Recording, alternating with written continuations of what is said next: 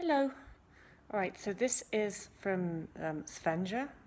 I'm really bad at pronouncing names.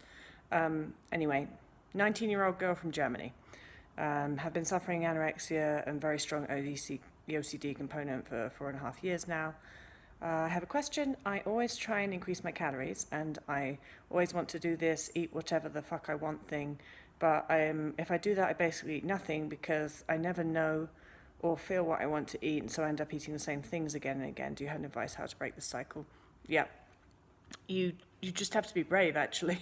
So certainly, and I think that, well, when you're not really eating enough and you're eating the same things over and over again, there's a bit of appetite suppression there.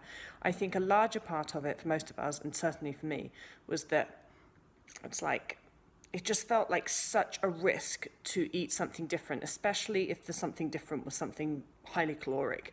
And my brain would be like, well, like, do you really want a cheese sandwich that badly? Like, would you really like that? And because I hadn't had one for so long, it would be like, well, do I really like that? Do I really want that? It's all this second best and all this palaver in my head about, like, do I want to change what I eat for lunch? And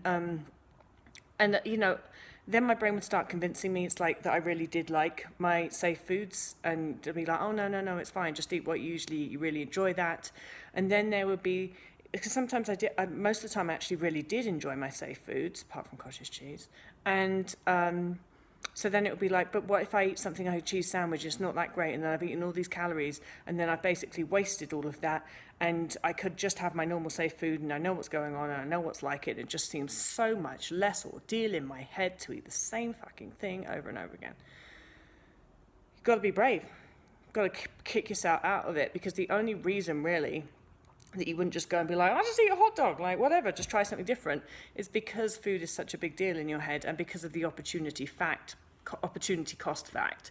So your brain's calculating, well, am I going to like this as much? Like, what it's the opportunity cost is the calories. If this is like more caloric probably than what I usually eat, and if I don't like it as much, that's going to make me feel horrific, because that's always the hardest thing. If you eat something that's more calories and doesn't taste that great when you've got an eating disorder, that's really, like, your brain usually has a real go at you about that sort of thing.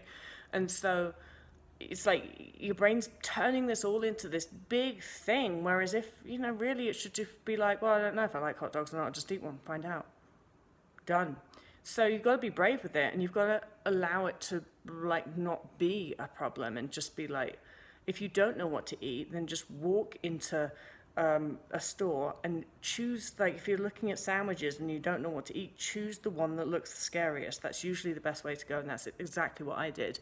I would just choose whatever, with any choice to eat, just always go with the scariest thing, not the safest thing, and try not to think about the calories. Try not to let that be just an active sort of like thing in your head. And if your brain does think about the calories, then use that information to be like, fine, then I'll choose the higher calorie thing out of everything. Don't even care what it tastes like. I'm just choosing the highest calorie things on all of my choices today. I certainly did that a lot. And once I've been doing that a while, my brain relaxed into it being a bit like, well, if I'm going to eat the highest calorie thing I can find anyway, then why don't I start eating grilled cheese sandwiches, or things that I kind of really knew that I did like, but I was too scared of to, like, try it again. I hadn't tried it in 10 years or something, and see that if I really did. Anyway, that's a bit of a jumbled answer, but you just have to be a bit smarter than it. You have to recognize what the problem is. I'm scared of trying different things because they're more caloric, and I don't know. There's no guarantee I'm going to like it. And then get a bit logical about it. Well, tough shit. Even if I don't like it, if I ate something that's different and more challenging and scarier than my normal safe thing, then that's the bigger key. That's the bigger thing here, because you're not recovering by doing the same thing every day. That's not normal. So even if whatever you do to break the cycle, other than eating something that's less scary than what you usually eat, but whatever you do to challenge yourself to eat something different, scary, that's good. That's rewiring, and that's what you've got to focus on, that every day you have to be doing that, not sitting in the same circle and having Groundhog Day again, because otherwise another 10 years will go by and you'll be in the same place. You have to be change. That's how we neurally rewire. We change. We do things differently than we have done every day with our eating disorder. Hope that makes sense.